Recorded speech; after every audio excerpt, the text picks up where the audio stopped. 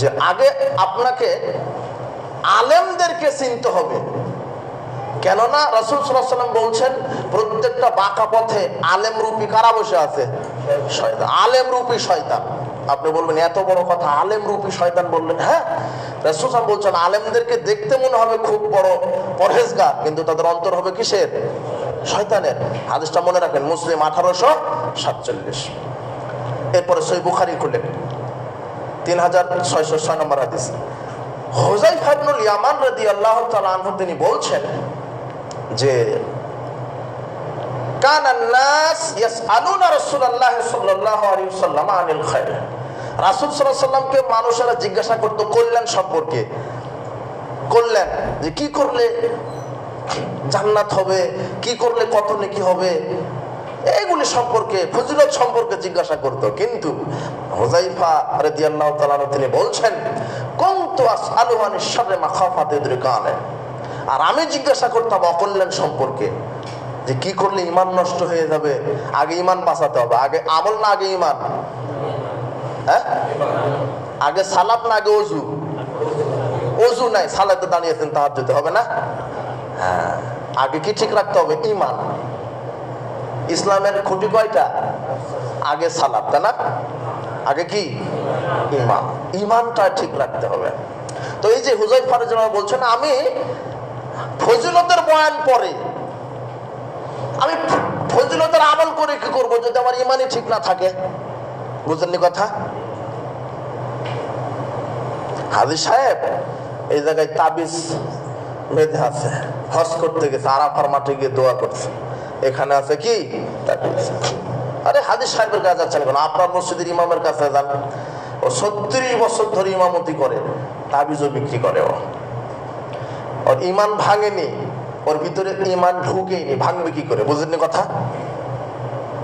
মুসনাদ আহমদের 17458 নম্বর হাদিস খুলেন। আকবালা ইলাইহি রাহাতুল ইলান নবী সাল্লাল্লাহু আলাইহি ওয়াসাল্লাম। রাসূল সাল্লাল্লাহু আলাইহি ওয়াসাল্লামের কাছে 10 জন ব্যক্তি আসলেন। কয়জন? 10 জন। ফাবায়া তিসআতান ওয়া আমসাকা ওয়াহিদিন। 9 জনকে তিনি ইসলাম কবুল করালেন, আর একজনকে করালেন না। সাহাবীরা অভিযোগ করলো বায়াতা তিসআতান তারাকতা হাদা। আল্লাহর নবী আপনি এই যে 9 জনকে ইসলাম কবুল করালেন, ইসলামের উপরে বায়াত দিলেন, আর একজনের কি অপরাধ? তখন তিনি বলছেন ইন্না আলাইহি তামিমা। জিবরিল আমিন আমাকে খবর দিল যে তার শরীরের ভিতরে কি আছে? তাবিজ।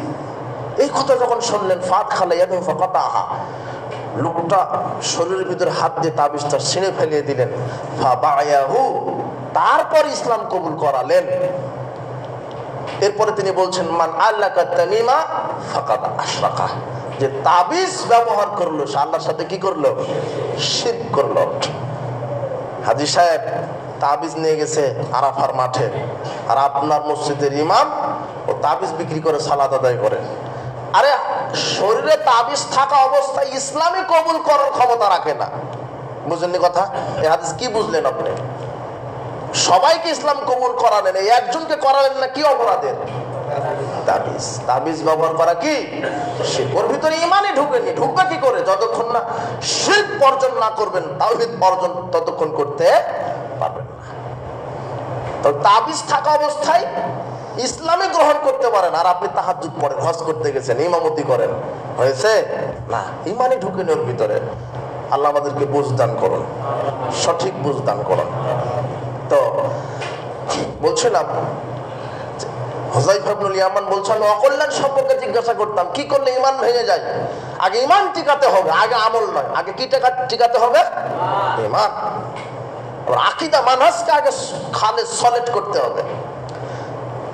হুযায়ফা ইবনুল ইয়ামান বলছেন আল্লাহর নবী ইন্না কুন্না ফি জাহিলিয়াতিন ওয়া শাররিন, আমরা তো অকল্যাণের যুগে ছিলাম, আমরা মুশরিক যুগে ছিলাম, মুশরিক ছিলাম আমরা। জাহেলি যুগে কত কি করেছি, শিরক করেছি আল্লাহর সাথে। ফাজানা আল্লাহু বিহাদাল খায়র, আল্লাহ আমাদেরকে দয়া করে এই কল্যাণের মধ্যে নিয়ে এসেছেন। কিন্তু আমার ভয় হচ্ছে ইয়া রাসূলুল্লাহ ফাহাল বাদা যালিকাল খায়র মিন শাররিন, এই যে কল্যাণটা পেয়েছি, এই কল্যাণের পরে আবার অকল্যাণ আসবে? তিনি বললেন হ্যাঁ আসবে, আবার অকল্যাণ আসবে। হুযায়ফা ইবনুল ইয়ামান আবার দ্বিতীয়বার জিজ্ঞাসা করলেন আল্লাহর নবী হাল যালিকা শাররুম মিন খাইরিন। তো ওই যে অকল্যাণ আসবে আপনি বললেন, ওই অকল্যাণের পরে কি আবার কল্যাণ আসবে? তখন তিনি বলছেন হ্যাঁ, আবার কল্যাণ আসবে, তবে ওয়াফি দাখানুন, সেটা হবে খোলাটা, অস্পষ্ট। ওমা দেখানো, হুযায়ফা বলছেন আল্লাহর নবী, অস্পষ্ট ঘোলাটা ইসলাম আবার কেমন, অস্পষ্ট কল্যাণ আবার কেমন, এটা তো বুঝলাম না। তখন তিনি বলছেন শোনো, দুআতুন ইলা আবওয়াবি জাহান্নাম, জাহান্নামের দিকে নিয়ে যাওয়ার জন্য কিছু আলেম বের হবে। কি বের হবে? কোন দিকে নিয়ে যাবে? হুযায়ফা অবাক, বলছে সিফহুম লানা, আল্লাহর নবী কি বললেন? পরিচয় দেন, পরিচয় দেন, তারা কেমন, পরিচয় দেন, কারা মানুষকে ওয়াজ করে দাওয়াত দিয়ে জাহান্নামে নিয়ে যাবে, একটু পরিচয় দেন। তখন রাসূল সাল্লাল্লাহু আলাইহি ওয়াসাল্লাম বলছেন হুম মিন জিলদাতিনা, তারা হবে আমাদের মতোই নামধারী কি মুসলমান। ইয়াতাকাল্লামুনা বিআলসিনাতিনা, তারা এই কোরআন হাদিস থেকেই বক্তব্য দিবে। কোথা থেকে বক্তব্য দিবে? কোরআন হাদিস থেকে। মান আজাবাহুম ইলাইহা কাযাফু ফিহা, ওই আলেমের কথা যারাই শুনবে তারাই কোথায় চলে যাবে?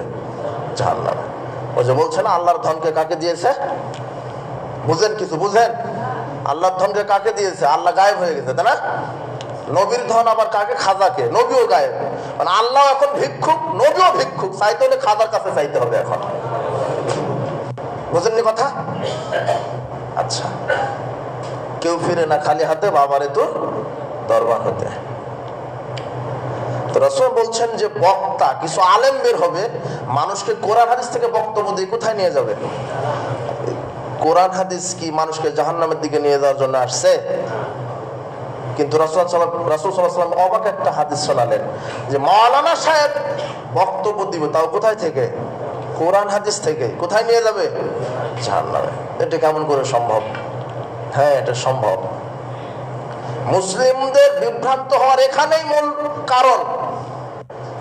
মুসলিমদের বিভ্রান্ত হওয়া, এই যে দল উপদলে বিভক্ত হয়েছে, আর একটা প্রধান মৌলিক কারণ হচ্ছে কোরআন আর হাদিসকে নিজেদের মতো করে বোঝা এবং ব্যাখ্যা করার কারণে। এত দল উপদল কেন? নিজেদের মতো করে বুঝেছে মানুষ। অথচ আমাকে কোরআন বুঝতে হবে কাদের মতো করে?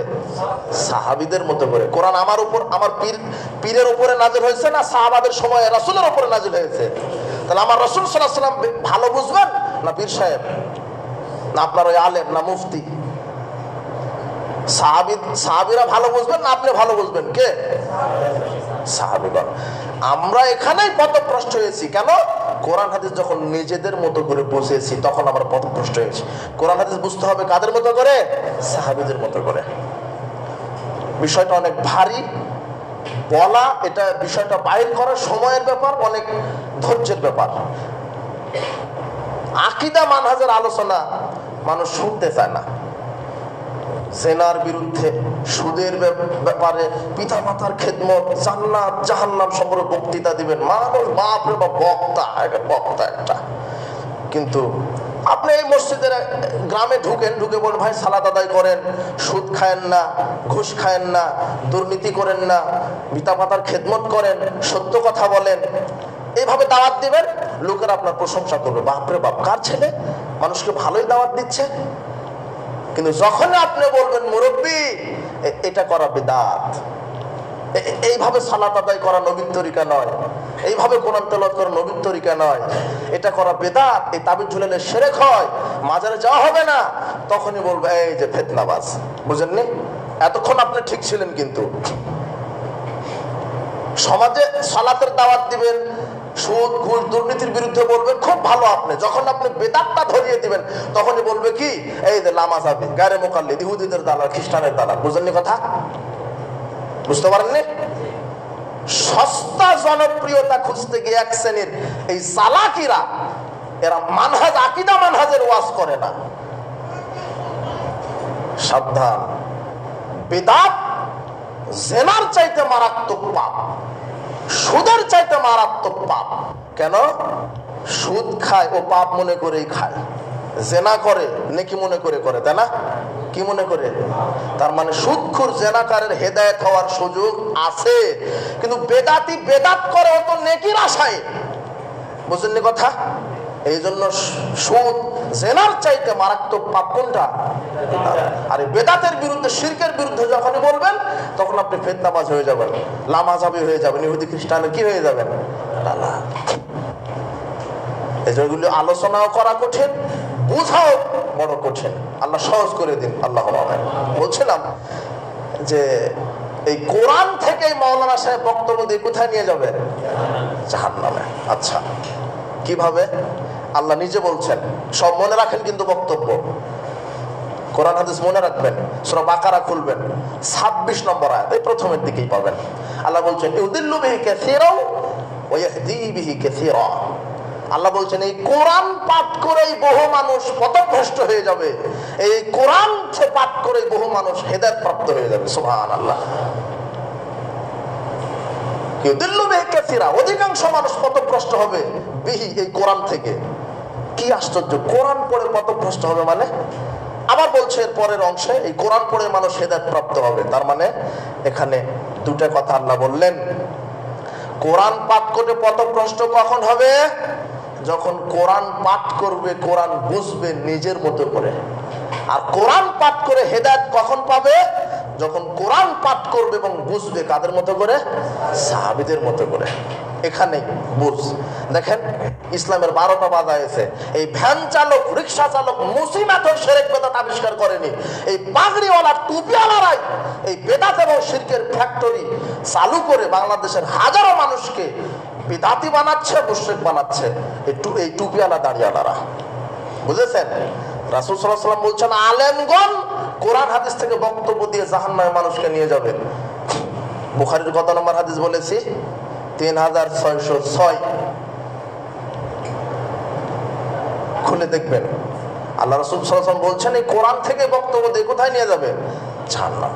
তাহলে কোরআন বুঝবেন কাদের মতো করে? সাহাবীদের মতো করে। আচ্ছা, তাহলে আমরা যখন কোরআন হাদিসটা নিজের মতো করে বুঝবো, আলেম ওলামা এক শ্রেণীর পথভ্রষ্ট ভ্রান্ত আলেম ওলামা নিজেদের মতো করেই বোঝাচ্ছে, এই জন্য মানুষ পথভ্রষ্ট হয়েছে। এই যে পীরতন্ত্র আছে বাংলাদেশে, এই পীরতন্ত্র আবিষ্কার করলো কে? ভ্যান চালক কে? এই টুপি দাঁড়িওয়ালা এই মাওলানা সাহেব, তাই না? ওর দলিল আছে কোথায়? কোরআনেই পীর ধরার দলিল আছে। দেখবেন আপনি, দেখেন সূরা কাহাফ 17 নম্বর আয়াত, 18 নম্বর সূরা। আল্লাহ বলছেন মাইয়াহদিল্লাহ ফাহুয়াল মুহতাদ, আল্লাহ যাকে হেদায়েত দেয় সে হেদায়েত প্রাপ্ত হয়।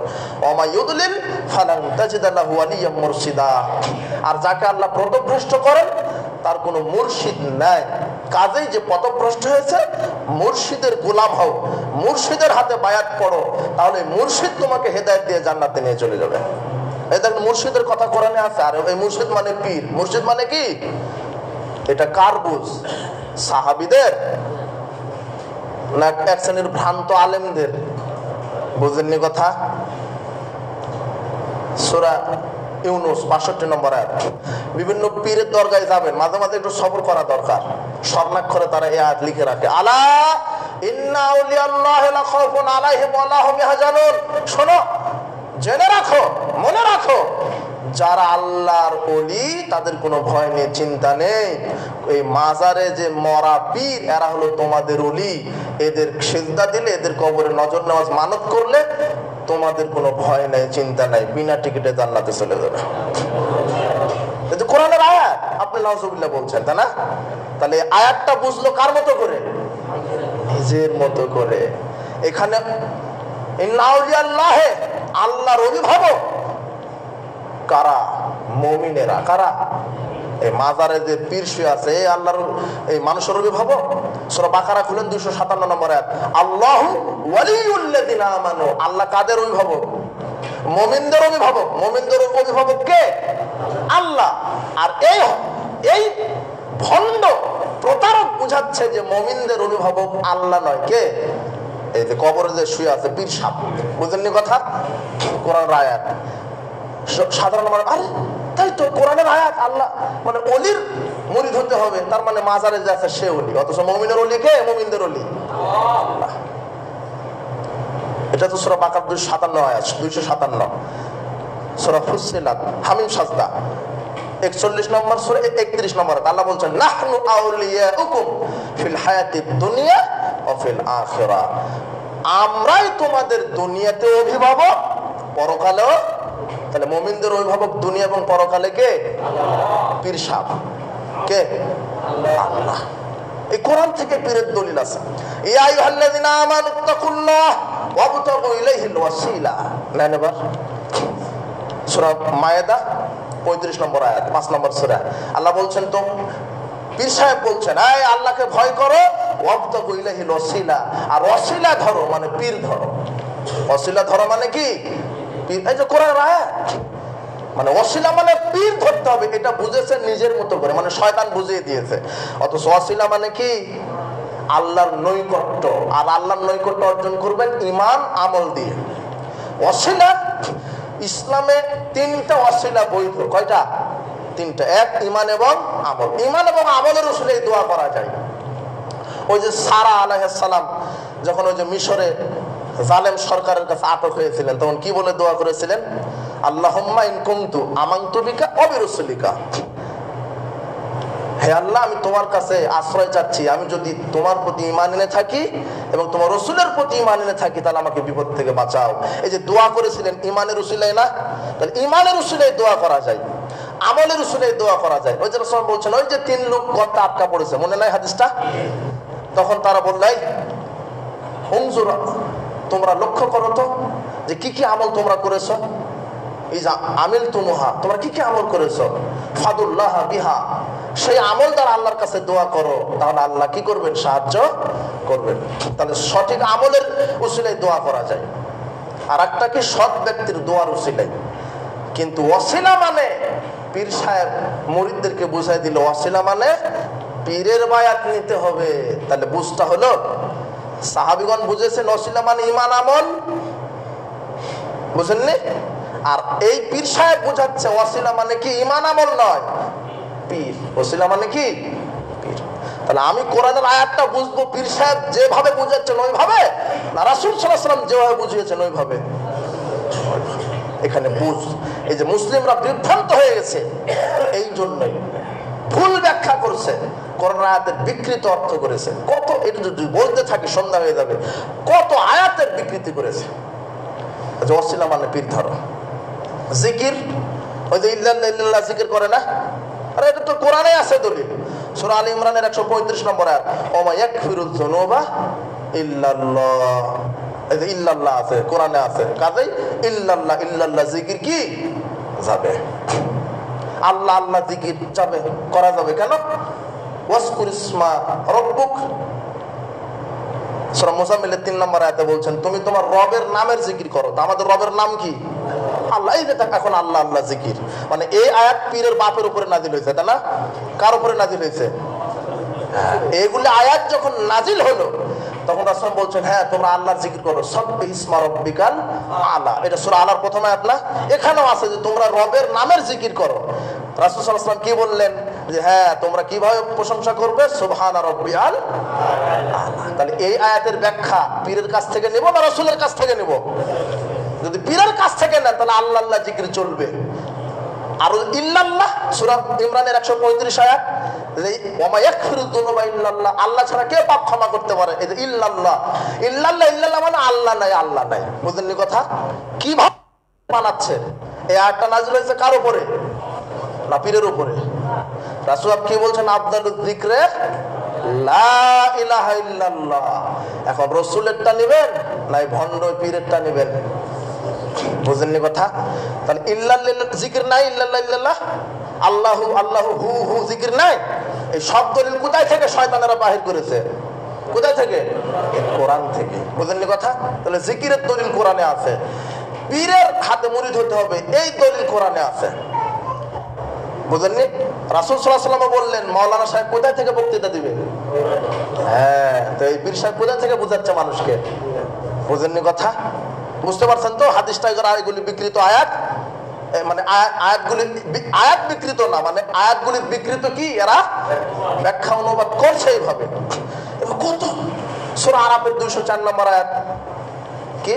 ইযা কুরিয়াল কোরআন ফাসতামিউ লাহু আনসিতু, যখন কোরআন তেলাওয়াত করে তখন তোমরা চুপ থাকো। কাজেই সালাতে সূরা ফাতিহা কারো পড়া লাগবে না। মানে এই আয়াতটা আপনার ইমামের উপরে নাযিল হয়েছে 2025 সালে, তাই না? এই আয়াতটা কার উপরে নাযিল হয়েছে? মুহাম্মদ সাল্লাল্লাহু আলাইহি ওয়াসাল্লাম। ওই মুহাম্মদ সাল্লাল্লাহু আলাইহি ওয়াসাল্লাম বলছেন লা সালাতা লিমান লাম ইয়াকরা বিফাতিহাতিল কিতাব, সালাত হবে না কোন সূরা না পড়া পর্যন্ত। কোরআন তেলাওয়াত হচ্ছে, ফাতিহা ইমামের পিছনে পড়ার পরে মনোযোগ দিয়ে শ্রবণ করেন, সমস্যা নাই। তাহলে ফাতিহা পড়া হলো, মনোযোগ দিয়ে শ্রবণও করা হলো।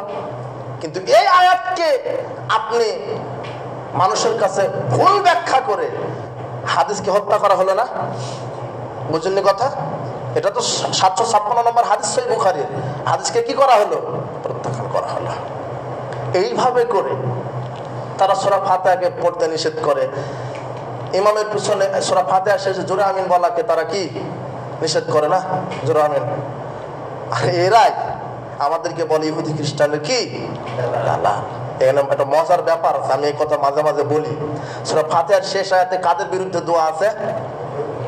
গায়রিল মাগদুবি আলাইহিম ওয়ালাদ-দাল্লিন। আল্লাহ এই অভিশপ্ত ইহুদি আর পথভ্রষ্ট এই খ্রিস্টানদের উপরে তুমি গজব নাযিল করো, তাই না? অর্থ জানেন? অর্থ বুঝে একটু পড়ার চেষ্টা করেন। অন্তত আপনি সূরা ফাতিহা মুখস্থ করেছেন, ইখলাস ফালাক নাস তো জানেন, তাই না? একটু অর্থটা বুঝে করেন, তাহলে দেখবেন সালাতে মজা পাবেন আপনি। আল্লাহ বলছেন তোমরা এইভাবে দোয়া করো, আল্লাহ ইহুদি, অভিশপ্ত ইহুদি এবং পথভ্রষ্ট খ্রিস্টানের প্রতি তুমি গজব নাযিল করো। এখন আমরা বলি আমিন, তাই না? আল্লাহ তুমি কবুল করো। এটা এই আর এই সূরা ফাতিহা পড়তে নিষেধ করে কারা? তার মানে ওরা চায় না যে আমরা ইহুদির বিরুদ্ধে কি করি, আর ওরাই আমাদেরকে কি বলে। বুঝেননি কথা? মানে কি বলবো ভাই, ওরাই বলছে সূরা ফাতিহা পড়া যাবে না। তার মানে আমরা সূরা ফাতিহা পাঠ করে ওদের দালালি করলাম না তোমরা বন্ধ করে তোমরা ওদের দালালি করলাম? হ্যাঁ, ঘটনা কি? এবার আসেন আমিন জুড়ে বলা নিয়ে। সূরা ফাতিহার শেষে আমরা আমিন জুড়ে বলি না সালাফিগণ? আমিন। এই সালাতের মনোযোগ নষ্ট হয়ে গেল, এরা ইহুদিদের দালাল। ইবনে মাজাহ খুলেন 856 নম্বর হাদিস, সব মনে রাখতে হবে আপনাকে। আল হাদিসের একটা ভ্যান চালক যাই দলিল জানে, তাদের দলিল জানা না ইনশাআল্লাহ। আল হাদিসের একটা ভ্যান চালককে বলবেন যে জোরে আমিন বলতে হবে, কত নম্বর হাদিসও বলে দিবে, পারবে না? হ্যাঁ, পায়ের সাথে পা মিলাতে হবে, কোথায় আছে ও হাদিস নম্বর বলে দিবে। আর ওই মুকাল্লিদরা বলবে যে বড় হুজুর বলেছেন। ওরা কি বলবে? ওদের দলিল কি? বড় হুজুর বলেছেন। কত লক্ষ লক্ষ মুরিদ আছে, কেউ কোরআন পড়েও না, হাদিসও পড়ে না, পীর যা বলে তাই করে। পীর সাহেব পুলসিরাত পার করবে না, পুলসিরাত পার করবে ঈমান এবং আমল, ঈমান এবং আমল। পীরেরই কি হয় বিচারের মাঠে? ইব্রাহিম আলাইহিস সালামের বাপ টিকবে না, আর আপনার পীর সাহেব টিকবে, তাই না? ঈমান আর আমল যদি থাকে টিকে যাবে, ঈমান আমল না থাকে নবীর বাপ হলেও হবে। বলছিলাম যে কোন কথাটা? এই যে আমিন বলা। ইবনে মাজাহ 856 নম্বর হাদিস, রাসূল সাল্লাল্লাহু আলাইহি ওয়াসাল্লাম বলছেন মা হাসাদাতকুম আল ইহুদি মা হাসাদাতকুমুল ইয়াহুদু আলা শাই। মুসলিমদের সাথে ইহুদিরা শত্রুতা করে বিশেষ করে দুটি কারণে। কয়টা কারণে? আমাদের সাথে তাদের শত্রুতা কয়টা কারণে? হাসাদাতকুম আলা সালাম ওয়া তাআমিন। মুসলিমরা যে সালাম দেয় আর এরা আমিন বলে, এটা ইহুদিদের সহ্য হয় না। এই আমিন বলাটা এটা কাদের সহ্য হয় না? এই হাদিস নাম্বার কত? 856 ইবনে মাজাহ 856। রাসূল বলছেন মুসলিমরা আমিন বলে, গা জ্বলে কাদের? ইহুদিদের। আর এখন সালাফিরা মসজিদে আমিন বলে, গা জ্বলে কাদের? হইতে তাদের। বুঝলেন কথা? তাহলে বুঝতে হবে যে এটা তো জোরে আমিন বললে গা জ্বলার কথা ইহুদিদের, আপনার কেন জ্বলে? আপনি কি ইহুদি নাকি? বুঝেননি মনে হয়। হ্যাঁ, আর ওরা আমাদেরকে বলে ইহুদিদের দালাল। তাহলে আমরা জোরে আমিন বলে ইহুদিদের বিরোধিতা করলাম, আর আপনারা চুপে আমিন বলে ইহুদিদের বিরোধিতা করলেন। কোনটা? আমরা জোরে আমিন বলে কাদের বিরোধিতা করলাম, আর চুপে আমিন করলে কাদের পক্ষ নেওয়া হলো? সেই সময় সাহাবীগণ যদি ধীরে বলতেন তাহলে ইহুদিরা শুনতো? শুনতো না তো। মসজিদে সাহাবীগণ জোরে আমিন বলতো, এই জন্য তারা এতে গা জ্বলতো। শোনার কানে আসার পরে ইহুদিদের কি জ্বলতো? গা জ্বলতো। তো জোরে আমিন বলাই সুন্নাত।